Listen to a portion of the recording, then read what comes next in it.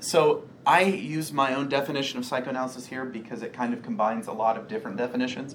I say that it is the study of infantile reasoning and unconscious thoughts, especially applied as a healing science. So as the study of infantile thoughts, kids don't think logically. Babies don't think logically. They don't have the reasoning skills that adults do. And so the way that they rationalize things and the way that their brain sees the world is going to be qualitatively different than the way that an adult sees the world. And that can cause a lot of issues at that age, especially if their preconceived theories remain and get covered up by, older rationalizations. So before I get into... Yeah, look, Schopenhauer, by the way. Yeah. That's the first thing I got. That is like one of the only pictures we have of Schopenhauer, which is very unfortunate. I bet he wished that he could say. So the theories that culminated in psychoanalysis can be said to date back to Hindu philosophy.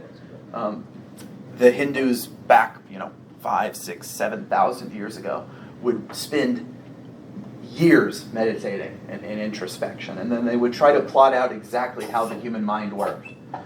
And then they would write about it in books called the Upanishads. And Arthur Schopenhauer, who was a rival of Hegel, if you've heard of Hegel, Hegel was a student of Immanuel Kant, and he developed the field of dialectics. So when you read about a thesis, an antithesis, and a synthesis, that's dialectics. So Socrates did this too. He would have someone propose something, so they'd say a thesis. He would then provide the antithesis to that, he'd argue, and then they would work to form a synthesis of new information that solves the compromise between the two, basically. Well, Schopenhauer was a little bit less legalistic than Hegel, and he was very deeply inspired by the Hindu Upanishads. Even though he was an atheist, he was actually a pessimist philosopher. Schopenhauer, one of the most pessimistic philosophers of the Upanishads every night, who could be argued to be the most pessimistic Upanishads every night, which was these Hindu philosophies. And he started to formulate this idea of that there was this pervasive drive in all of nature and the world towards something, attainment. Christians would probably refer to it as the human drive towards sanctification. But he meant it as more of an unconscious, blind will that's pushing through everything. The thing that makes you get up in the morning and then get out of bed and then go to school to begin with. The thing that makes you value going to school. The thing that makes you value the thing that's the reason why you're going to school. That fundamental drive is what he was talking about.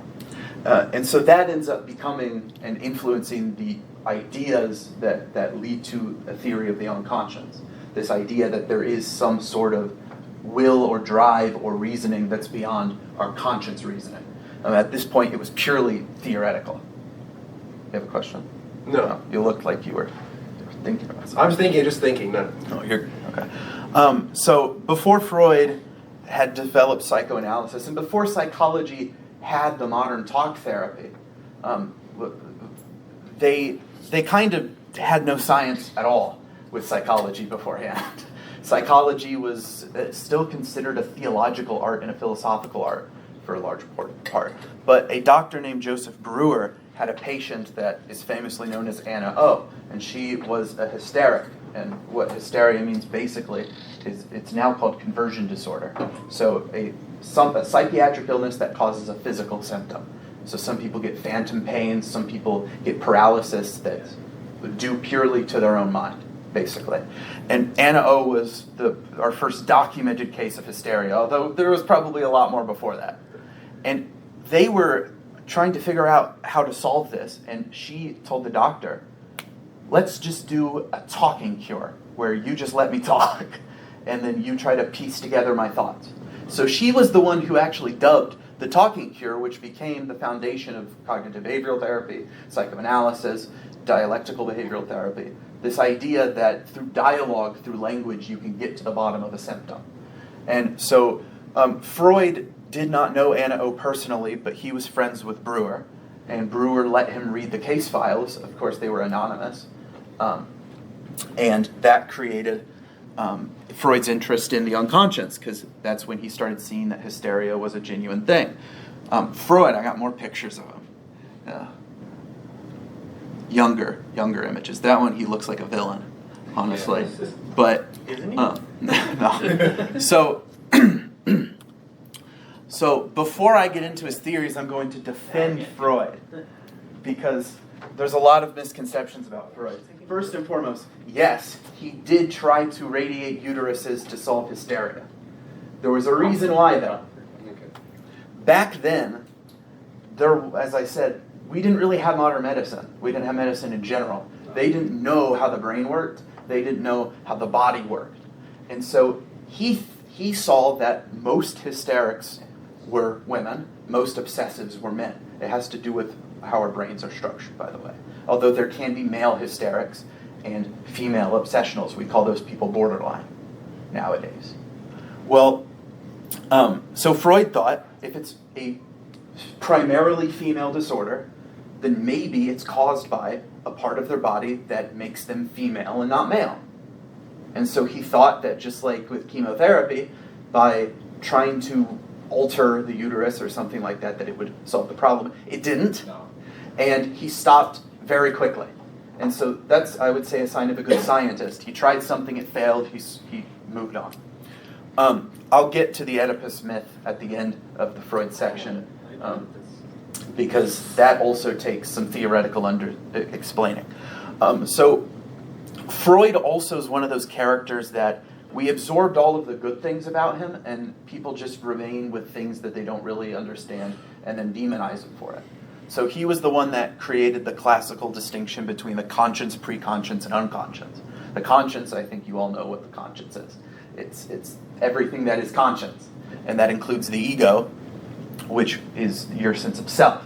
It also includes part of the superego, which would be your moral sense within you. And part of the superego is unconscious, part of it's conscience. We'll get to that.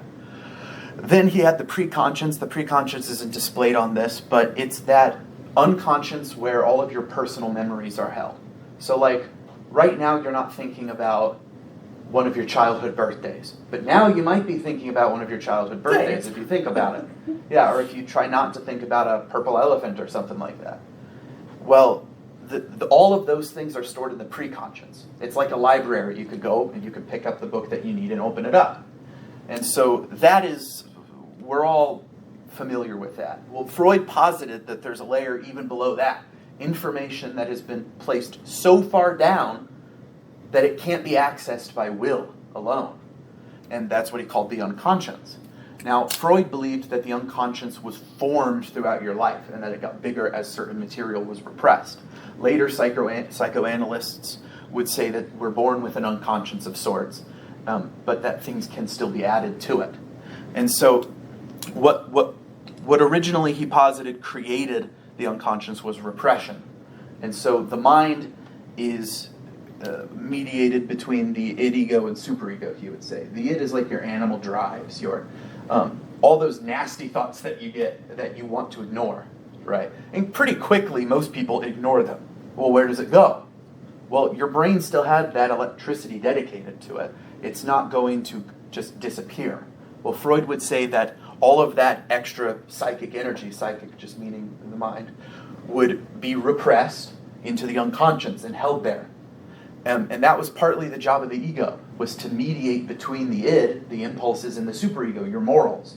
And that's why if you take like intoxicants, for example, and it weakens the ego, you'll find that the id takes over. The id is by far stronger without the ego, it seems, than the superego in certain cases. In obsessives, interestingly enough, the superego tends to be overactive. They tend to be, it's as if they have this constant dictatorial force over them that requires them to perform repetitious tasks. That would be an overactive superego. And so he theorized that energy that's repressed has to come out somewhere, somehow. And he believed that that's what caused psychic symptoms.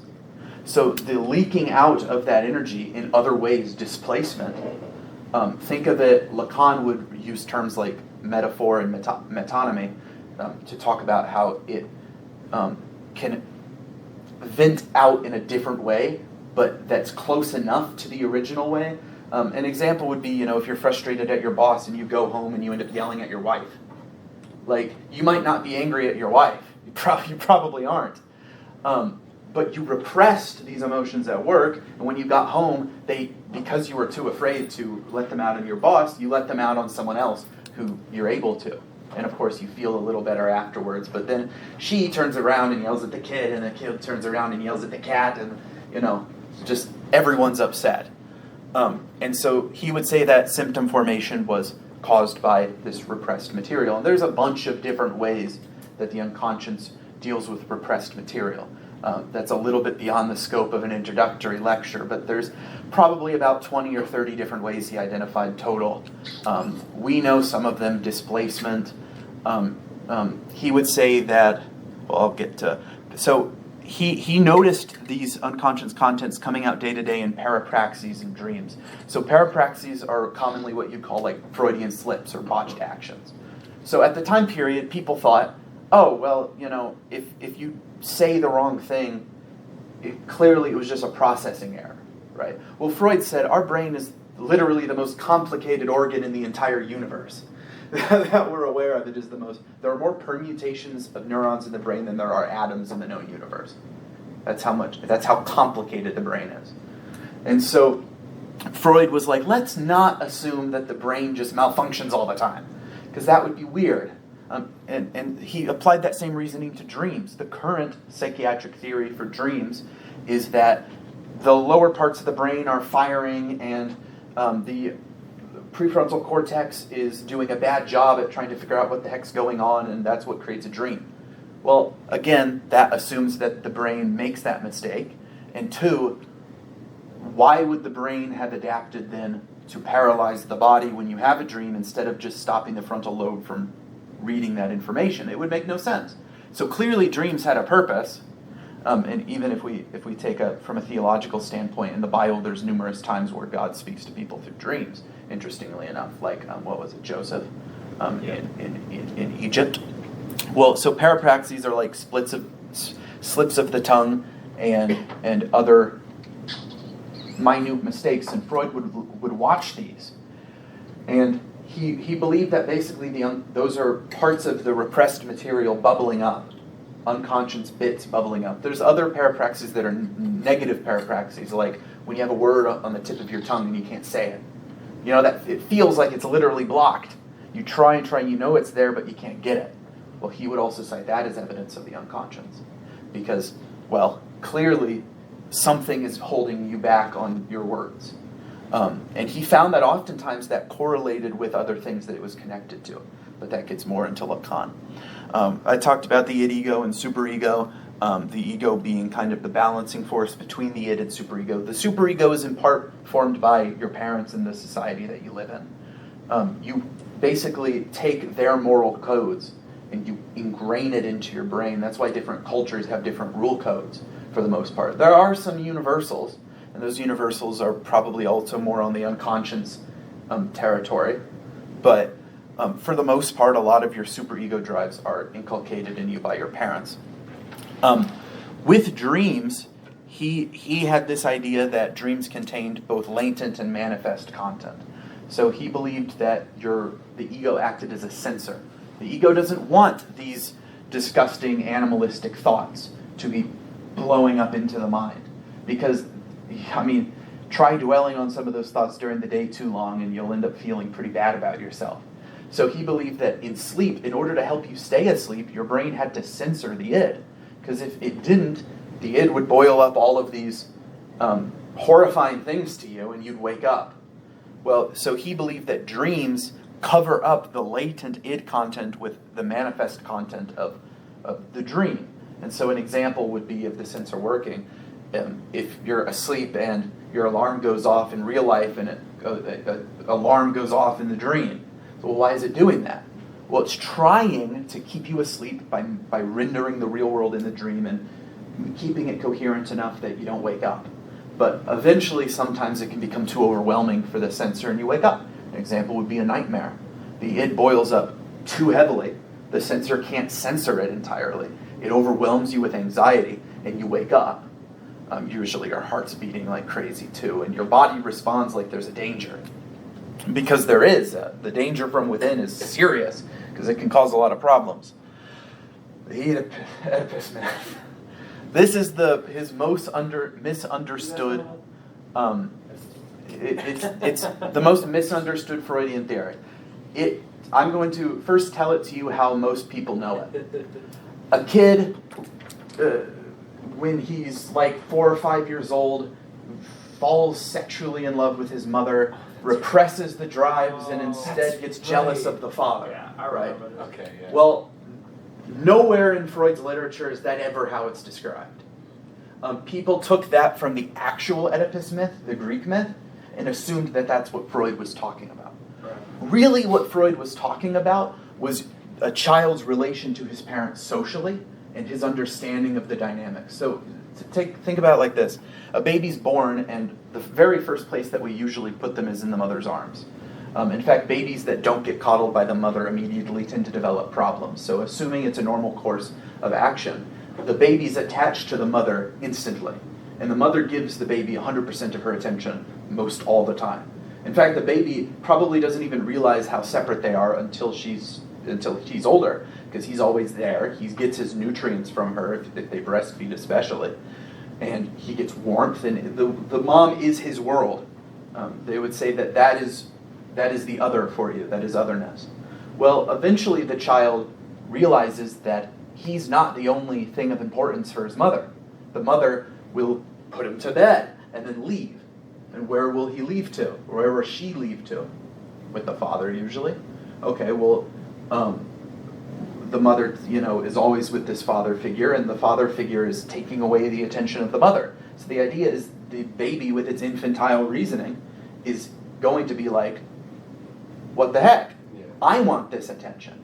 And so the baby's going to think, what does the father have that I don't, that mom is busy with him and not me?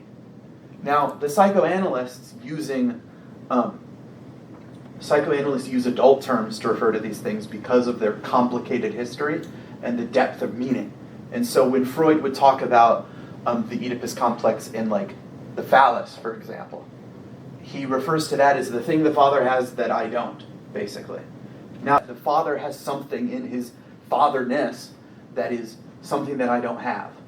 And eventually, too, the baby figures out, well, at first this makes the baby jealous, by the way, of the father. And that's why the Oedipus myth talks about the jealousy with the father. The baby's not jealous of any sexual tension. The baby's jealous of attention as such. And we just refer to that as sexual tension later on because the same drives in the unconscious that are at work there end up developing into the sex drives later. But it's not sexual at that point in the baby's life. Nowhere near that. The parts of the brain aren't even developed for that. Eventually, the baby also learns that the father represents an authority figure beyond the mother. And how do they learn this? Well, the mother appeals to a law beyond herself. And so the mother will be like, just wait until your dad gets home. Or what would your dad think about this? Those common sayings kind of represent this process. The baby suddenly realizes there is a law that is governing mom, and mom I previously thought was everything. And so there's a law that governs otherness in general.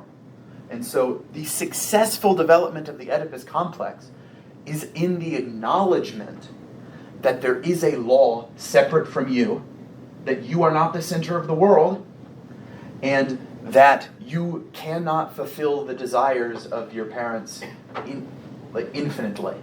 You fundamentally do not have what your mother wants. You could say it like that. And because psychoanalysis uses the term phallus, the signifier of the phallus, to represent the thing that the father has that the baby does not, they refer to when the child gives up that desire as castration. Literally castrating the phallus, getting rid of it. It loses its potency. So the child has to divert its attention to other things. And so that's one, it's contentious why that terminology is used. Part of it is because of how ancient it is. So if you go back to ancient cultures, in Rome, for example, on their doors they would have clay phalluses. And it was seen as a sign of strength and authority. And so throughout human history, the phallus has been a symbol of strength, but also of law and authority. The Egyptians believed that it was the divine phallus that created the world.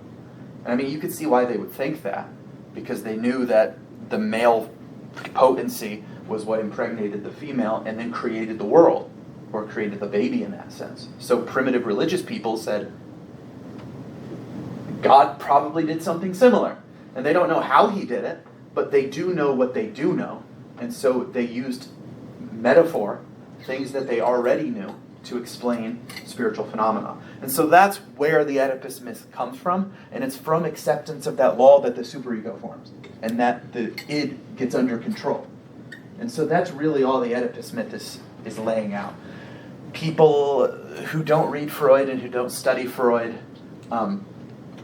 they just learn about the actual Oedipus myth and assume that Freud was saying that a male baby is sexually attracted to his mother and competes with the father. That's not the case. Some neo-Freudians after Freud decided that there should be a term as well for the same process in girls, and they called that the Electra complex. Literally identical, just with women. And there is a little bit different psychological phenomena going on, because men and women are qualitatively different in both how they relate to the world and how they relate to themselves. And so there's a lot more theory that goes into that. But in essence, that's Freud's view of things. Questions on Freud? Questions after each portion. I will say I think it's interesting because, especially with now that I'm thinking back on it, I don't really think we've actually looked, well, classes that I've had have actually looked specifically at his work and what he said, but mostly of what others have said about him. Yeah. And more about PowerPoints and all that. So, yeah, I think that checks out for me. Oh, yeah. Freud's literature is incredibly vast and incredibly difficult. I had to start by reading secondary sources. There's an author named Bruce Fink, and he writes books on Freud and Lacan that are just incredible. He has a book called A Clinical Introduction to Freudian Psychoanalysis. That book depicts Freud's theory almost perfectly. And then I've also read, he has a book called The Question of Lay Analysis, and he has a book called On Dreams, and it's not The Interpretation of Dreams, which is his masterwork. I haven't read that one because it's like 700 pages of thick, dense evidence. At the time period, people didn't believe dreams had meaning yet. And so he had to provide evidence of that. And so The Interpretation of Dreams was a book that literally brought in all of the clinical literature at the time period that he could get his hands on in analyzing this question. And that book changed the tides of psychology. Now, another thing to mention is there's a lot of people who only know Freud as being someone who was focused on sexuality in dreams. Freud said in his own work that it's not that sexuality is the major thing in the unconscious. It was that in Victoria-era Vienna, the most repressed emotion was sexuality. That was back when the women were wearing chastity belts. That was back when no one talked about sex at all. So of course, that was what was repressed the most. In modern society, is sexuality repressed that much? No. Other things are repressed. And that's where modern psychoanalysts, such as the psychoanalyst Slavoj Žižek, comes in, where he's analyzing what are the things that we are suppressing now. And there's too much to get into because I don't even fully understand it because we're still working on it. Yeah. It's the zeitgeist of the time period. And so Freud said in his works, take the general structure I'm using to analyze this and apply it to whatever time period you have with each patient. So some patients, their latent content was sexual, some patients it's not. He said, if your patient is not getting anywhere, if they cannot find an association for the life of them, why would I come up with this idea? He said, you can nudge them in the right direction by trying to guess based on the spirit of the times. And at his time period, that was sexuality, and oftentimes that worked. So although his theory was psychosexual, that's another term we get for him, is the psychosexual stages. In Psychology 100, you learn about the the oral, anal, phallic, all that. All that Freud meant by that was those are areas that the baby's attention is drawn to at those time periods.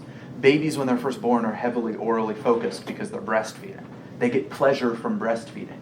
Then they have to learn how to use the bathroom. And we know that we assign pleasure to that when a lot of parents potty train them with toys and all of these things, because there's a reciprocal relationship there. The child learns, Mom wants me to do this in this way, and he has to take control of his own physical process. Imagine, by the way, how weird that might be for a baby. Because normally animals, they don't wait until they're told to use the bathroom in the wild. Babies, we literally tell them, control previously uncontrolled processes until we tell you to, and we'll reward you for it. And so there's a lot of psychological things that have to go on there, you could imagine. It's the taming of the instincts, in a sense. And then you get to the phallic stage, which that's simply the Oedipal stage, using the term phallus as a philosophical, metaphorical symbol and not a literal one. And then there's a latency period, and then there's puberty where you're focused on reproduction, and it relatively remains there for the rest of your life. Eventually, people get impotent, and but so I would say that that's a good summary of Freud's theories. So, any questions? Okay. Carl Jung, a friend and student of Freud's. God, what a mustache. Right? What a man. What a man. So Carl Jung developed his theories of the unconscious mostly separate from Freud. He did work with Freud, and he was kind of considered a student of Freud for a time period, but they broke off mainly because Jung believed that there were facets of the unconscious way beyond what Freud imagined. And part of the reason was Freud was the founder of psychoanalysis. He could not risk stepping off of course, because people were waiting for him to slip up to invalidate all of psychoanalysis. They were waiting for him to make a statement that was just so absurd that it couldn't be justified. So when Jung came about talking about mythology and deep dream analysis and imagination and all of these things, Freud was like, and Jung was also interpreting religion. Freud was like, I can't associate with this. Like, you do you, but if I associate with this, then the people who are calling my science a pseudoscience are going to use that as an excuse to call it a pseudoscience. And so luckily, Jung did not give up. Jung, first and foremost, saw that there were much more layers to the mind than what Freud did. Freud pretty much saw conscience, preconscious, unconscious, id-ego, superego. Jung had this kind of view. This is the best image I found to use for this case. Much more layers going from conscious to unconscious. Yeah, it's like bubbles. Bubbles. Yeah. The outermost would be the persona. Pretty much everyone knows what their persona is. It's that filter between you and the world. It's who you are in a social situation. Because who you are in a social situation is a little different depending on the social situation. Who you are with me here is different than who you are with a girlfriend or your parents. I would hope. I'm kidding, just much different. Even if it's very, very subtle. A lot of people have one persona that just adapts a little bit based on the person. There are things you will tell some people that you won't tell others usually. And that's what the persona does. It's the mediation gate between the conscience and the world. And so Jung saw that as being a rather important thing. And then just like Freud, he posited the ego being the locus of the sense of self, of I. And he decided this is kind of where his relations with Freud end. So he called the Freudian unconscious the personal unconscious, because Freud believed that the unconscious was formed while you were alive, that you repressed content and then that created the unconscious, preconscious, and conscience. Jung said, yes, there is a personal unconscious that's specific to you, but you are not 100% unique. Your brain is 99% similar to everyone else's brain. Literally. If you do an image of all of our brains, there will be a big chunk of it that's identical. And and that would be the lower processing regions that interpret the sense data and the like, and that bolster up the prefrontal cortex, which is where the ego could be said to reside. And so he posited below the personal unconscious this collective unconscious. It's called collective unconscious because it's shared. For the most part, your collective unconscious will be similar to mine, and my collective unconscious will be similar to yours, and yours, and yours, et cetera, et cetera. That's why, by the way, we can operate together in a social group, in part. We have instincts that are that mediate our interactions that are beyond our conscious awareness. And that is in the realm of the collective unconscious, as well as in society, which we'll get to that in Lacan. The shadow would be all parts of yourself that you have repressed personality-wise. So you have, or rather ego-wise. So most people like to see themselves as not horrible people. Most people prefer to give themselves the benefit of the doubt most of the time. Obviously, in cases where that doesn't work, we get depression, which is caused by an upsurge of these negative forces I'm going to mention. The shadow are all the parts of your personality and your ego that you actively try to reject, basically. So oftentimes you can find what's in your shadow by looking at what annoys you in other people. Because Jung would say that you project the unconscious onto the world. And so if you, for example, chew extra loudly, but you don't know it, you might get on other people for chewing extra loudly, for example. Like, I analyze this in myself. I snore a lot, and I hate when other people snore. Like, my roommate slept in the lobby for a couple days because I was so upset at him snoring so badly. Like, and when I realized I'm only mad at him doing this because I do it, my upsetness at him started going away. Because I integrated the information that was in my shadow, the parts of myself I repressed, that were being projected onto the world, back into myself. And so you see the world more clearly with less unconscious projections. Now, why does your brain put these unconscious projections out there? Because you have no bloody clue what's going on in the world most of the time. When you meet someone new, you don't know almost anything about them. So your unconscious projects onto them a kind of general figure of a human, and you discover who they really are. And so that's one reason, by the way, why this whole concept of love at first sight both is not true, but there's a reason why that phenomenon happens. You see someone who meets certain qualifications in the unconscious, and your unconscious just throws all the good stuff at them.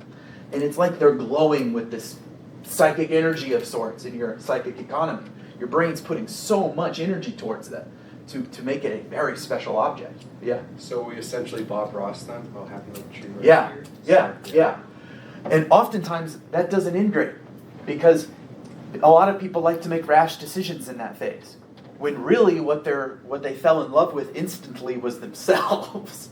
And they start to break away at it and they learn more facets about the other person. Now, if they truly like each other, finding those differences will make them both better people.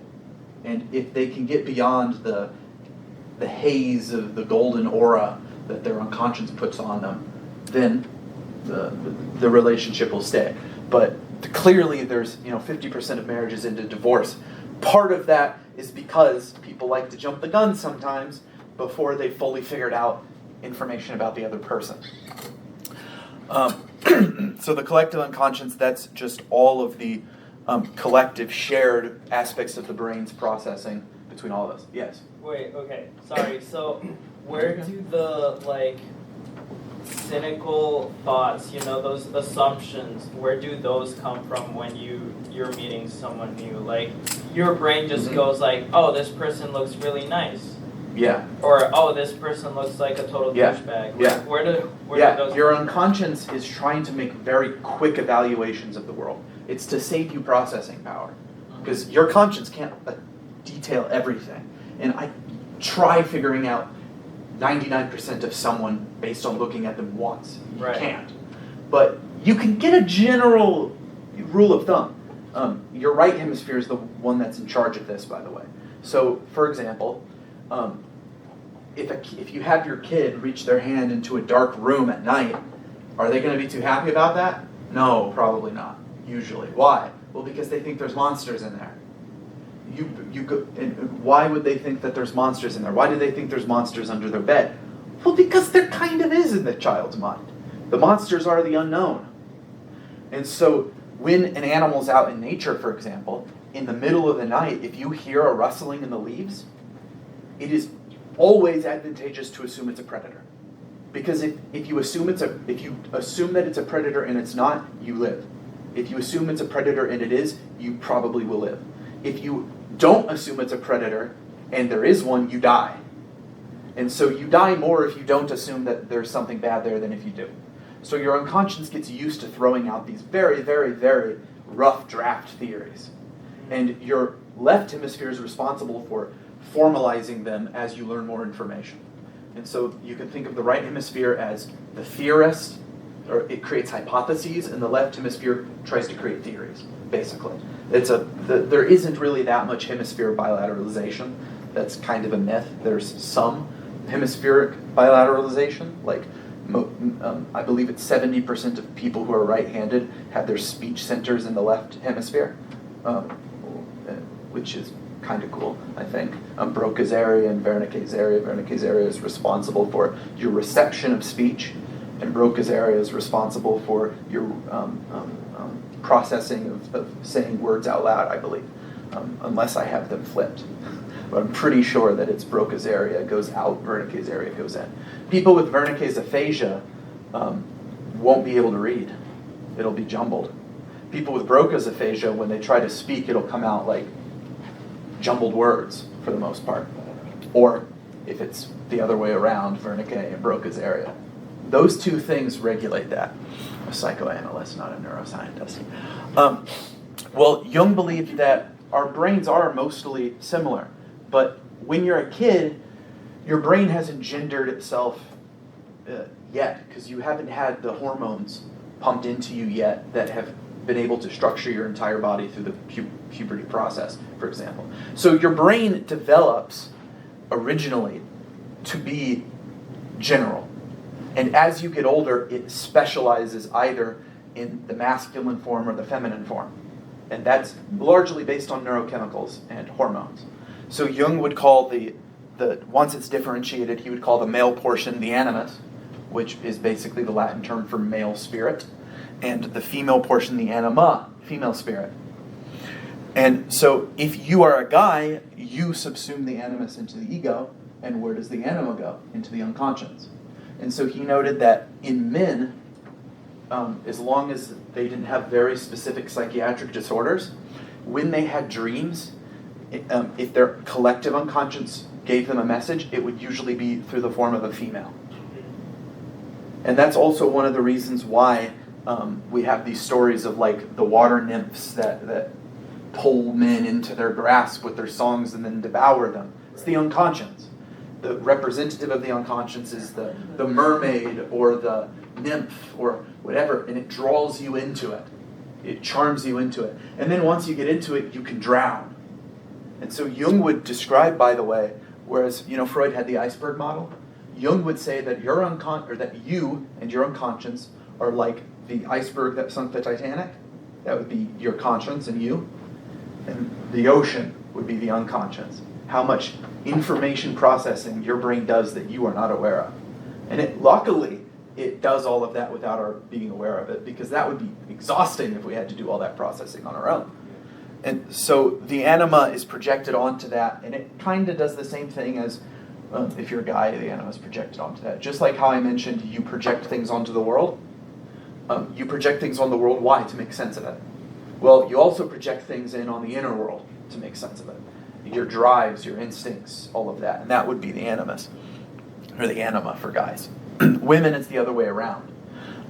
Now, if a man is anima-possessed, if the anima overrides them, then usually they develop a variety of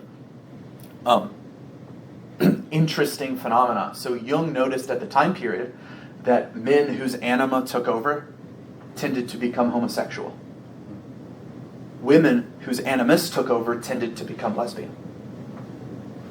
Why? Well, because quite literally the psychic forces flip. Now, did he see that as a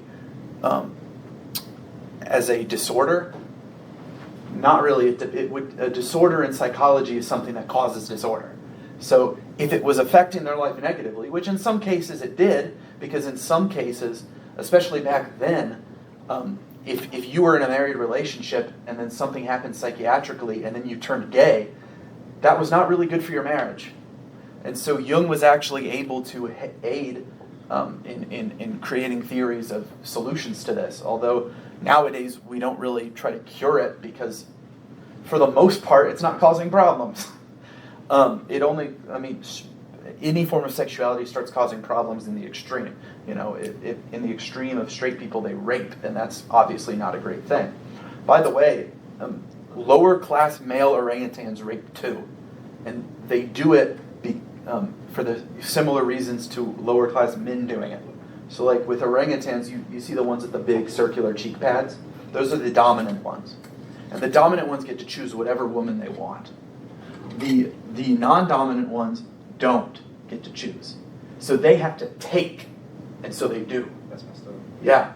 Now, if a non-dominant one kills the dominant one and then supersedes it, it'll grow those faceplates as a symbol of its being dominant. Oh, I actually did not know that. Yeah. Oh, So dang. animals have visible signs of their dominance that they develop when they become dominant, just like silverback gorillas, for example. That there's a reason we call certain silverback gorillas the dominant one, and it's because they develop physical traits of dominance. Part of that has to do with the neurochemicals involved. Jordan Peterson, he likes to obsess over lobsters, and it's because lobsters have the same dominant circuits that the human brain does. If a lobster gets into a fight and then fails, it will literally go off sad, and then the other lobster will go to the other lobsters and celebrate. And so what do? Well, if you take the losing lobster and you give it serotonin injections, it'll go and it'll keep fighting. So serotonin mediates dominance hierarchies in a sense. So Carl Jung's, because he believed that the unconscious was very deep, his field's called depth psychology. It's a subfield of psychoanalysis. Jung, at the time period, in order to differentiate himself from Freud, referred to his field as analytical psychology instead of psychoanalysis. Although nowadays, we just call them both psychoanalysis because Jung was just being edgy. So he believed in looking at the entire person and learning about their specific circumstances. One of my favorite quotes of his is, "Study all you want outside of the doctor's office, but as soon as you get in there with your patient, leave it at the door and be a human." Because he said, you can't learn about your patient from a textbook. You won't be able to know their intricacies and their problems from a textbook. And so he said, you can use the textbook information to help you put pieces together, but you have to be open to getting the pieces to begin with. And so he was more holistic than Freud was at the time period, because Freud often came in with his established theories and tried to push things together, whereas Jung let the patient create their own method of psychology that fit them. So he would look at their own psychic economy, and he would say, okay, this patient's unconscious is driving them towards this. Why? And they'd work on figuring that out, and it would work, like, incredibly. There was an instance of this one patient he had where she was being incredibly obstinate, and she got mad at him from him wanting her to, like, interpret a dream or something like that, and for him telling her that certain things about her unconscious. I don't remember the exact details. Well, she decided to leave and not come back. Well, after about a year, she called and said she had an epiphany that she was the problem. She realized her shadow, and she said, I think I want to book an appointment with Jung again. And she said, oh yeah, Jung told me that you'd be calling soon. We've created a place for you. So Jung he figured that out from her unconscious content. There was another unfortunate circumstance where this guy brought his child to Jung because he was having interesting dreams that were subsuming the child in a sense. The child was obsessing over them, and they were drawing mandalas and hanging them around their bed and these images. Well, Jung analyzed the dream and he was distraught about something, and it's that the content in the dream was content that he saw in elderly patients' dreams before they died. And so he documented that down, and about a year later, the kid died. Natural causes, but died. Yeah, and so that's where he started to see, wow, the lower regions of the brain figure things out much quicker than we do. And he called that mode of processing that we see in dreams, that we see 99% of the time. When you're not thinking actively, your brain's thinking passively. And when that's happening, he called that mythopoetic processing. So your brain thinks with stories and myth and poetry and art and all of that, and dreams are like the exemplar of that. Interestingly enough, by the way, mandalas were drawn by ancient cultures because they were believed to be protective symbols. This kid didn't know that, but when they were entering into that cognitive distress, they started producing mandalas and hanging them around their bed at night to protect them from the dreams. Which means, in part, that we have a common mythopoetic language in the unconscious. And he called that archetypes. So that would be fundamental guideposts in the unconscious that guide how these thoughts form, basically. And that would be part of the collective unconscious. Think of it like crystal structures. When they develop into a specific crystalline structure, but it's not like they have a skeleton that they grow on. They grow due to certain natural laws that predispose them to growing in a certain way. That's all archetypes are. Predispositions to growing certain thought processes in a certain way. And it's a lot more complicated than that. But he also found that alchemy was rooted in the unconscious too. I knew you'd bring that up. Yeah, so I did a report on alchemy. I was in your class. Yeah. So it was really good. and so Jung noted that what was happening in alchemy was the unification of opposites in the stories. So what was the Philosopher's Stone? The Philosopher's Stone was this item that could turn anything into gold, and it could unite opposites. Well, he learned that the process of psychotherapy was retrieving the unconscious material and integrating it with the conscious material. He called that individuation, becoming who you are, basically. And he studied alchemy, and he decided to apply the alchemical philosophy to psychoanalysis, and it worked. And it helped him interpret dreams profoundly. He had a case of a patient who, this patient had no idea how to use the I Ching divinatory system. It's an ancient Chinese divinatory system that was done with sticks that you would cast, and you would count them up. Then they switched to coins eventually. But they create the hexagrams, these lines that were either complete or broken up. And, well, he had a patient who kept getting hexagrams in his dream. And Jung would find out what the hexagrams mean. And usually they would answer questions Jung asked the patient the session prior, which was interesting because the patient had no idea what was in those books.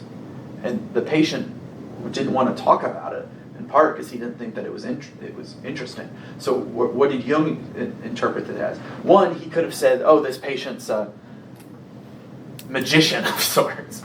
But no, Jung said, what if the I Ching system stemmed from the unconscious? What if these ancient divinatory methods originated from unconscious symbolism, and that's why they have the pull that they do, because they are rooted in unconscious symbolism. The I Ching is the oldest divinatory system we have record of right now. And so it's been in our psychic economy for pretty much all of recorded human history, at least civilized human history. And so he applied all of those, and his theories culminated in his dream analysis process. And so for Jung, he first and foremost wanted to see what the patient's interpretation of their dream was. Because if you have you have associations in life that I don't. And so why would your unconscious choose certain symbols, for example? This is another area where Jung and Freud drastically differed. Freud believed that dreams were censoring latent content. Jung believed that dreams weren't hiding anything. They were as blunt and honest as the primitive areas of the brain can be. And so he took them completely literally, and he analyzed them. Why would it be choosing this symbol? Why would my brain decide to show me whatever this is in this way? And why would it choose to, because it's speaking in a mythopoetic way, not a linguistic way. Why is it choosing those symbols? And so he focused on that to interpret dreams and to interpret the unconscious. He started developing this theory when he had a radical, he did what basically the ancient Hindus did. So he had a period of time where he couldn't sleep for days. And he was at his desk, and he slammed his desk, and he just blurted out loud, What's your problem? He was talking to himself. And suddenly he gets pulled into this dream. This lapses into this dream where he's communicating with this female representative of his unconscious, basically. And from that point on, he realizes, he discovered something called active imagination. And it's basically dreaming while awake. And everyone does that at certain points. It's called daydreaming. Well, if you get deep enough in a daydream, he found that it'll start producing autonomous symbols just like a normal dream.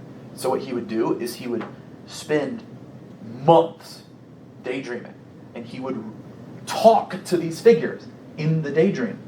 And he would reserve his judgments. He would reserve the judgment of I'm talking to myself, because of course you are, it's your unconscious. You're talking to yourself. But that self you're talking to is a little bit broader than you are, is your ego. And he recorded all of those interactions in a set of books called the Black Books. I've got that set at home. And then he formalized it in a big book called the Red Book. It's this big. I've also got the Reader's Edition. And from that, he realized that the unconscious speaks in a mythopoetic language, that it has something to say, and that it's beneficial. And from that point on, he dedicated his life to helping people get in contact with themselves, basically. And he was very strict on making sure he connected with his, you could call it the inner child. In between psychiatric sessions, he would put on clothes that could get dirty, and he would go and play in the sand. And he built himself a house outside by hand that he could go to, and he could be primitive man, basically. He could live not plugged into our societal restrictions. That should remind us of someone that we studied named Thoreau. Oh, no. I knew it would come back to this. Our teacher, she's probably like, oh, someone mentioned Thoreau. Just woke her up. Yeah. So, any questions about Jung's theories, or any in general? Seems to me you're a big fan. I'm trying to. I'm a fan of all of these. I've studied all of them. I've read a lot of Jung's primary work, and so. Yep. Well, I don't know. I don't have anything, but yeah, Even if you Jung have a is like. commentary. Jung has some things. Yeah, yeah. And he's Yeah. got to be like very sleep deprived like, for Oh, his he did. research. He had an interesting phenomenon happen where he was on a train, and he ended up having a vision that one of his family members was killed. Yeah. And back then they didn't have iPhones or anything like that. So he wrote down the time period that happened, and he called his family after that and found out that one of his nephews had died and had drowned at that time period. And so that made him that's where he got into his theory of synchronicities. He said if there's a collective unconscious, then maybe our unconsciouses are more aware of each other's unconsciouses than we think. That there could be, you know how fungi create this mycelium network underground? Yeah. Imagine that your brain is each manifest fungi, but that our collective unconscious is that mycelium that connects all of them. That's basically how he saw it. And I mean, this is kind of weird, so, I but know. it's kind of like when you wake up, it's like, oh, I'm having a bad day. Well, someone else will come up to you. It's like, oh, I'm having a bad day too. Yeah. Nothing particularly happened, but Exactly. it's just that. There happens to be, he called it an acausal connection, They're not causally linked, but there is a synchronicity between the two. He had another instance where he was in bed sleeping. He had a nightmare that his wife's mother died. And he woke up and he wrote down that he had this dream at about 3 a.m. And the next morning they got a call that his wife's mother died. And so he documented that because, yeah, and his response to that when people asked him, well, what do you make of that? He's like, I don't know. He's like, I'm not gonna, he didn't want to jump the gun or anything. He didn't want to get into the realm of mysticism. But yeah, any other comments, questions, concerns? Refutation? Yeah, no, it does almost make me think about the Bible a little bit, because at some point you gotta kind of think about like the religious aspect of it. Oh yeah. And it just kind of makes me think about like, is it the Holy Spirit or something like connecting us? I don't know. Jung would say, of course he would see it psychologically, but he would say that the Holy Spirit is that active principle in the unconscious. And he was obsessed with the Bible. Because in a sense you could think of, if dreams are your own personal mythopoetic processing, he saw religions as being societal dreams. Dreams created by groups of people. Cults are like small group dreams, like Scientology and Mormonism. And then you get ones that are so symbolic and applicable that they literally last longer than empires, like Christianity. Outlived the Roman Empire. You have to have some pretty good psychological connections for that to happen, because that doesn't happen with other religions. Was Jung a believer? No. Well, when he was asked if he believes in God, he said, I don't need to believe, I know.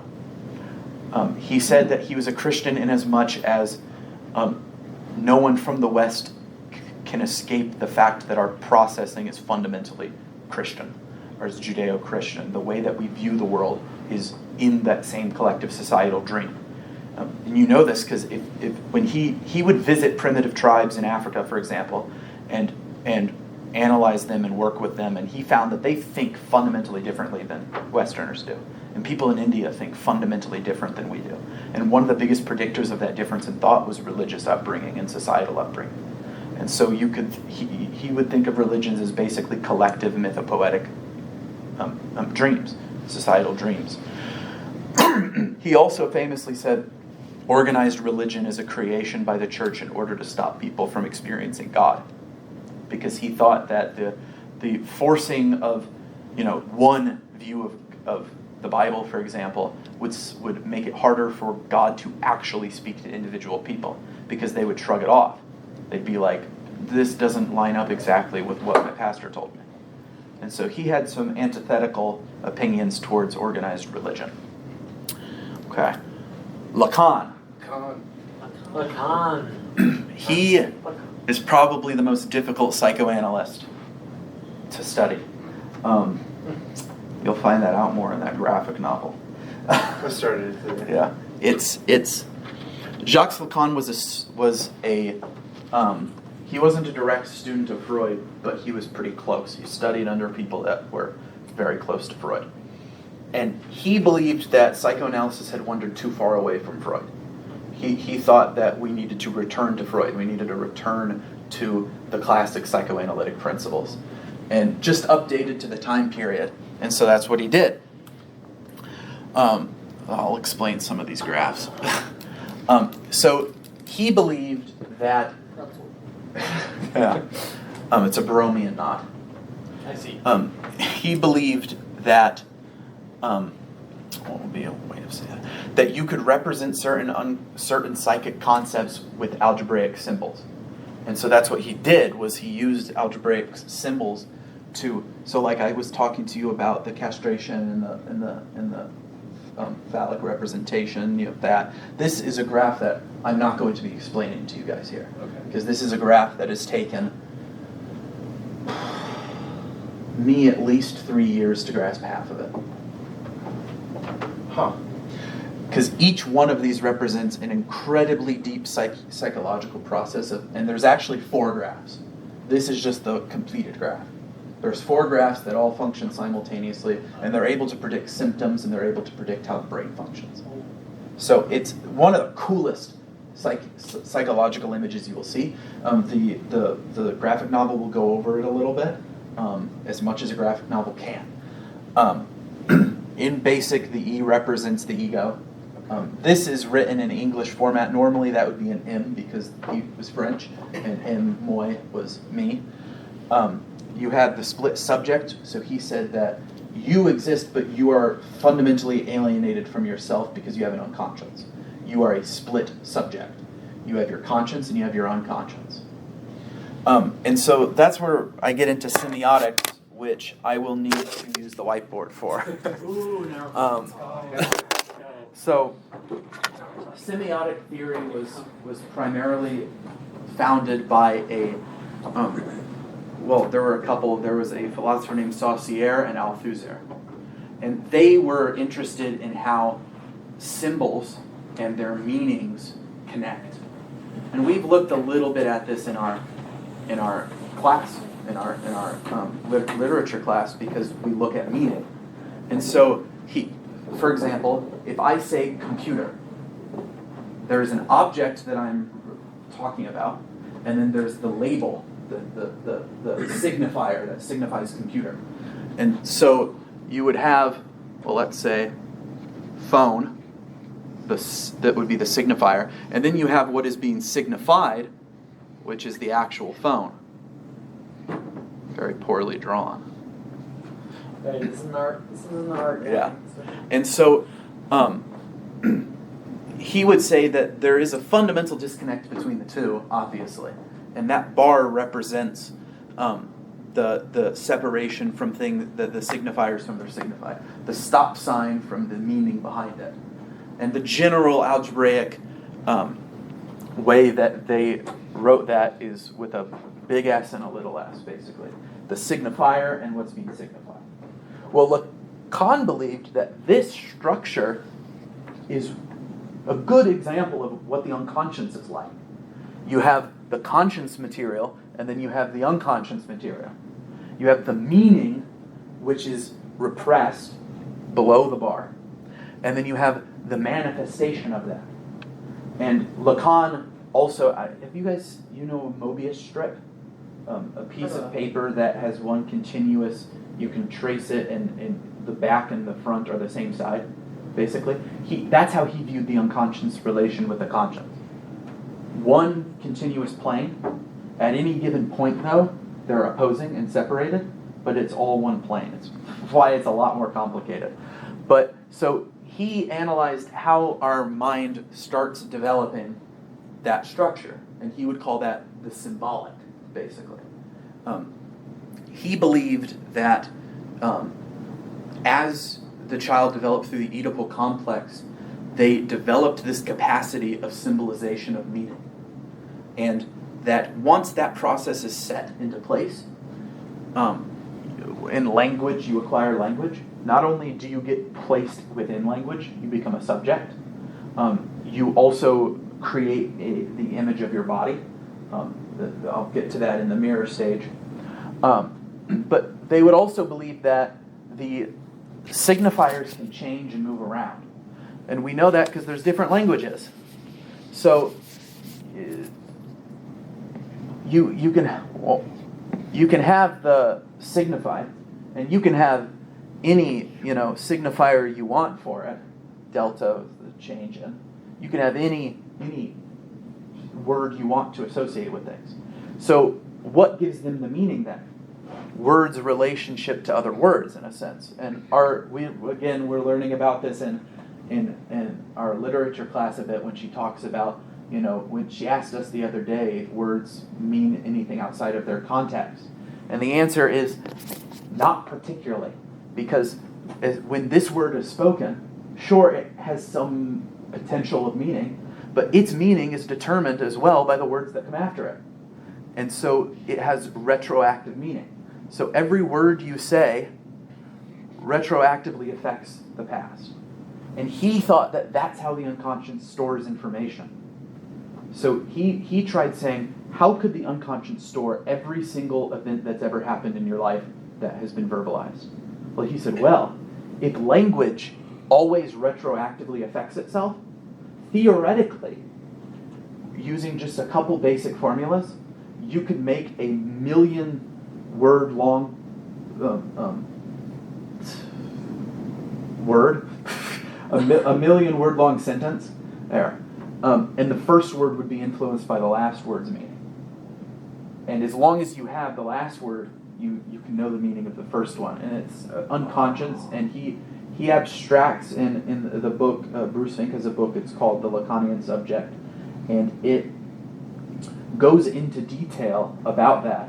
And he shows how with basically literally ones and zeros and like 3 grammatical rules, you can create a system that can store any information in simply ones and zeros in the brain, linguistically. And it's, again, way more complicated than I'm going to get into here. But the general idea of semiotics is this, and he believed that that could be transferred into the unconscious. So explain the big S and little s, what they just a general, just like what are they? Yeah, the big S is the stop sign, Okay. and the little s is what it means. Is what it means. Okay. Yeah. And so Lacan was mainly concerned with the big S because ultimately the big S is what we interact with. He believed, by the way, that I'll get to this in the mirror stage. So he saw our perception of reality as being divided between 3 registers. It's called RSI here: the real, the symbolic, and the imaginary. Slavoj Žižek had a good analogy of what those different they're called registers, was. So if you have a game of chess, right, the symbolic is the rules for each piece. The imaginary is the shape and the color of the pieces. And the real is all of those extra daily circumstances that influence the game.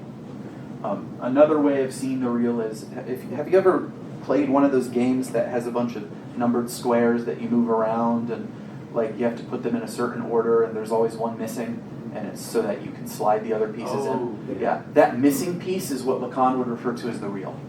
It's something that's not there, but it is there, and it's what enables the game to be able to be played. And he saw the real as being where symptoms are contained, where problems are, areas of the person's mind that they haven't been able to signify, that they haven't been able to articulate. And so what Lacan did was he saw the unconscious as language, as this otherness as language. And he believed that if you could help patients get closer and closer to verbalizing certain issues, that their symptoms would go away. And that's exactly what happened. And this is why he believed that our sense of self is in part built up by language. And part of the reason why is because we're born a little underdeveloped compared to other animals. And the reason in part, by the way, is because humans walk upright, and so our pelvises are actually too narrow to allow for a fully developed baby to be born out of it. And so when the baby's born, it doesn't have good coordination of its body parts. It sees there's a hand here, I feel something, whereas they don't know what they look like yet. They don't have a complex sense of themselves. And so eventually, though, they do start developing a sense of themselves, whether that comes from seeing other kids that look like them, seeing their parents, or seeing themselves in a mirror. That's why it's called the mirror stage. Then they start to internalize that image of themselves and create a kind of a coherent structure. They say, okay, this must be what I am. And that allows for a bunch of other symbols to be formed. I gave an example previously a couple days ago, but there was an individual who had appendicitis. They thought the appendix was in one part of their body that it wasn't. Yeah, and when they were educated that it was on a different part, the symptom moved to somewhere else. So Lacan would say your body is filled with signifiers. Your body's filled with signifiers that are just, there are signifiers all over your body that beautiful artwork that or create your ability to represent yourself. You are a symbol to yourself. When you see your hand, it's a symbol of something that's actually there. But you're representing it in your brain, which is creating what it looks like. You're representing it with language. You yourself are a symbol. And in part, you are given a realm as a symbol before you're even born. Because your parents talk about, oh, we're going to name him Sergio. And he's going to become something. A football star. Yeah. And so in a sense, they start carving out symbols for us before we're born. So you don't create symbols necessarily. You're born into the symbolic. And then the imaginary is how that appears to you. You know, you would say, when you're talking with someone, you're operating on the imaginary. When I think, okay, you have an ego that has memories and we're discussing every day. The symbolic would be the rules underpinning all of this that we follow. Yeah? Can some of those symbols just be like genetics? Like, for example, your parents, let's say your dad was very athletic, and then your mom, like, very, like, musically in tune, and then that kind of, like, makes up your personality, like, later throughout life, maybe? Yeah, he would say that as you internalize the symbolic, you internalize that too. Okay. And so if you integrate it into yourself during the mirror stage that you are those things, that we see that this is one of the reasons why body confidence issues are such a problem with modern social media and all of that. Because if we take a bunch of children and the mirror images we give them of who they're supposed to be are these glamorous, individuals, they're never going to achieve that, most likely. My kid's not going to go on the internet until like 15 or 16. Yeah, like they won't be able to achieve that. And so they are set an ideal that can't be reached. Some people do reach an ideal like that, But even if you find like supermodels, a lot of them have heavy insecurity issues. Because they've lived their life becoming something that's not them in order to satisfy what their ideal was when they were younger. And that ostracizes them from themselves. And that's why we're called a split subject, because we're fundamentally ostracized from ourselves to some extent when we adopt language and when we adopt the world. So he saw the Oedipus complex as being a little bit more complicated than Freud, but he built off of it. He saw the Oedipus complex as the formation of the ability to make symbols and operate on the symbolic chain, like this. So at first, you have the baby who relates to the mother, and the baby considers the mother basically to be his entire world at this time period. So think of, I'll call this the other. Lacanians like to do that. The mother. So the baby's relating to the other and wants to please the other. Well, the baby eventually finds out, if all goes well, that there is a father figure that gets the mother's attention, and that actually causes a divide between the baby and the mother in its mind. So the baby now has to relate to the father. And it's in acknowledging, and the father here, it's called the paternal function. It doesn't have to be a literal father. It could also be the law. It's this abstract principle that the mother obeys. What does the other listen to that's not herself? And the baby's kind of concerned about that. Because if mom's all powerful for a while in the kid's mind, and it finds out there's something more powerful than the mom, that must be pretty serious. And so the father represents that, and that's, as I mentioned, when they say, what would your father think of that? That's naming the father, the simple name of the father. And so Lacan literally called this function the name of the father, basically. And so it's from that eventually, if all goes well, the child stops relating the mother as being literally everything. If the child keeps that, by the way, they become psychotic. Yeah. And in fact, Lacan was the first psychoanalyst and psychologist to be able to be willing to and able to work with psychotic patients, because he saw the reason why they were psychotic. And what he found was if he tried to, okay, it's complicated. He was able to get them into symptom remission for the most part by working with his theories. And it was something that other psychoanalysts, Freud, for example, didn't want to see psychotics, just neurotics and hysterics. Lacanians are perfectly fine with psychotics. Well, so then the child is now relating to this abstract, name of the father is what kind of we call it, that idea of the law. And that creates the first divide between the symbolic and the signified, basically. The name of the father comes to represent otherness and law. And so Lacan just calls that at that point the other.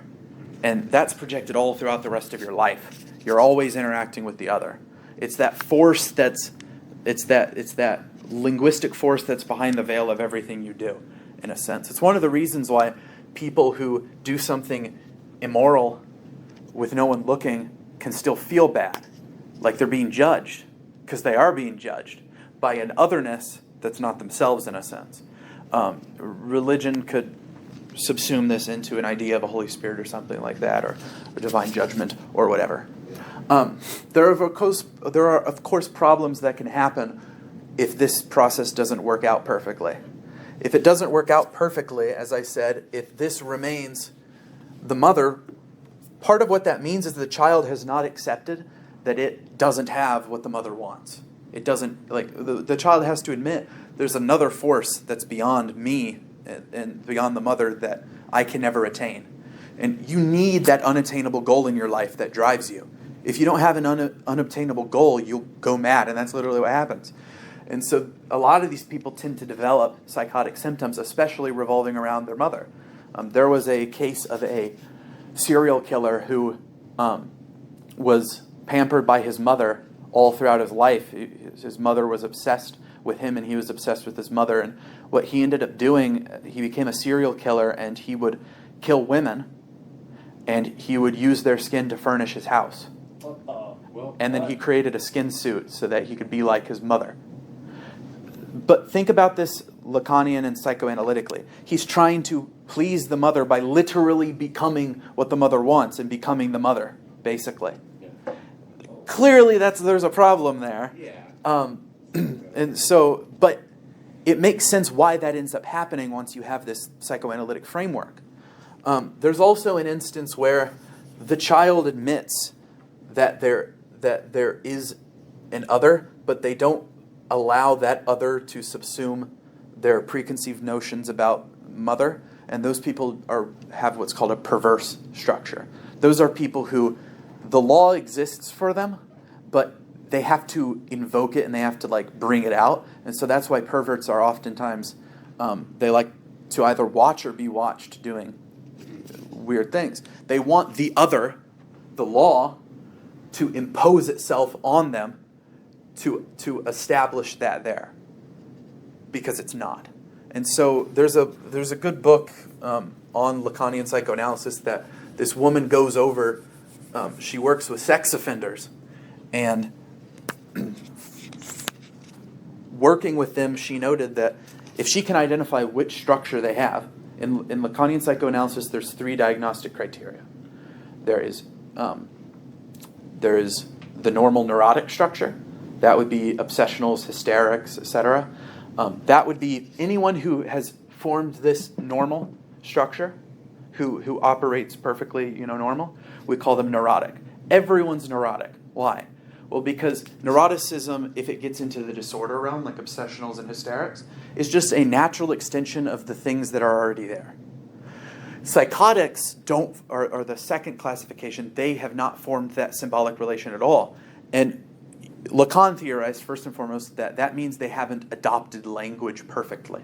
And so he made predictions, and they turned out to be true. One of them was that someone who has the psychotic structure really bad will never acquire language, and as such will become uncoordinated and unable to function in society. And that's what autistic people are when they have severe autism. They have not acquired language. They become nonverbal. And they literally, first and foremost, you see that they're not perfectly coordinated with themselves. They haven't given themselves adequate signifiers for their body. They haven't been placed in a position of language. Oftentimes they can't even look at other people in the eye. They can't acknowledge the other. And that's a problem. They can't acknowledge the other. And there's no cure for that, by the way. In more moderate formats, people can survive just fine. Another thing he noticed was psychotics didn't have parapraxies. We talked about parapraxies were boiling up of the unconscious. Well, psychotics don't have an unconscious because they haven't formed that bar, that difference. So they almost never have slips of the tongue. They almost never stutter. Their words are usually in a consistent rhythm, as if they haven't acquired language. They're using it like Legos, like it's an item that they play with. It's not part of themselves. And usually they have to create some. They can get themselves into a functioning standpoint by integrating in what he called the synthome, or it's basically an artificial name of the father, and that would be their delusions. So they have to create their sense of self in language. So what does it do? Well, what are psychotic delusions usually? It puts them at the center of the universe. I must be chosen by God. This is my fate. This is this. Why? Because they're trying to position themselves in the world as a subject, as someone important by the other. And so their personal myths they spin put them in that place. And that's how they're able to live. And that's why Lacan, he very much frowned upon clinicians trying to constantly wake up psychotic patients from their delusions. He said the goal is not to keep them out of delusion all the time, because you can't do that. The goal is to help them settle on one that's not harmful, that lets them live and have a place in the linguistic symbolic structure. Now, lastly on here, because he believed that the unconscious and conscience and everything was structured like a language, he believed that the way that the unconscious worked and the way that dreams worked and parapraxies worked and symptoms worked were like linguistic concepts like metaphor and metonymy. So he found that some symptoms would actually be play on words from other words that were in their unconscious.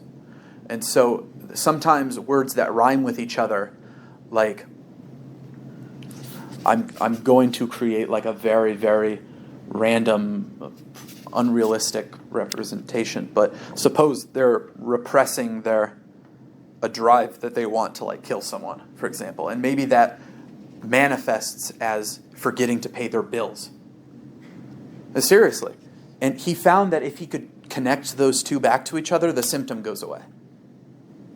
And so the unconscious works by, I mentioned Freud's displacement, one thing being represented by another thing. That's metaphor. There's also metonymy, which is being represented by a different part of the same thing. Kill till the bill lies still. Yeah. There we go. Yeah. And so he just basically was paid extra attention to language, and he wanted people to pay extra attention to their language. And so next time you are saying something and you misspeak, don't just ignore it. Ask yourself, why? Why did I misspeak there? Why did I say that? What does that mean? You might not find the answer, but it'll give you a healthy skepticism of yourself to start that dialogue process with the unconscious. Now, any questions about that? It's a lot of information on Lacan. That is, yeah. So like processing. I'm gonna have to go back to this. Oh yeah, you have the book. I have the book. I also need to leave kind of You're good. soonish. Is that all right? Yeah. Who's the last person This- we're going over? This is actually just something I'm flashing here for a moment. Okay. This is currently my topological model that I'm developing based on my own theories. And I'm still developing each part, but I try to bring in Lacan's otherness, Jung's unconscious, the real. I also try to examine the structures that allows your brain to mediate the world and your own neurochemicals. I add in, the symbolic, imaginary, the ego. That's a part of a different theory that I've created that I can mention sometime in the future. Huh? Is it possible in the near future we get a part 2 of this? If you want. But that's just a graph of something I'm working on that I decided to show off. The very last slide I have, so, well, questions, obviously. Any broad questions, any general questions, any? What does communism have to do with this? They are actually connected. Oh yeah, it's fun. But yeah, so that's the presentation. That's the talk. Wow. Thank you. Thank you. So do you just